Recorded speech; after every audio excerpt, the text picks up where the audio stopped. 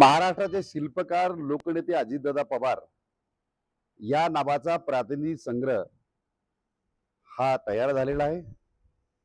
माननीय अजितदादांचं योगदान आणि त्यांचं कर्तृत्व जे आहे हे ऐतिहासिक आहे आणि त्यांच्या जीवनचरित्रावरती देशभरातल्या 156 कवींनी आपल्या कवितेच्या माध्यमातून आदरांजली वाहिलेली आहे। आणि या ग्रंथाचं प्रकाशन जे आहे महाराष्ट्राच्या उपमुख्यमंत्री सुनित्राताई अजितदादा पवार यांच्या हस्ते 29 मे रोजी 32व्या अखिल भारतीय नवोदित मराठी साहित्य संमेलनामध्ये धाराशिव या ठिकाणी होणार आहे। आणि अशा प्रकारचा प्रातिनिधिक संग्रह जो आहे तब्बल 156 कवींनी जी गौरवगाथा ह्या कवितेच्या माध्यमातून लिहिलेली आहे ही ऐतिहासिक महाराष्ट्राच्या राजपटलावरती पहिलीच घटना आहे।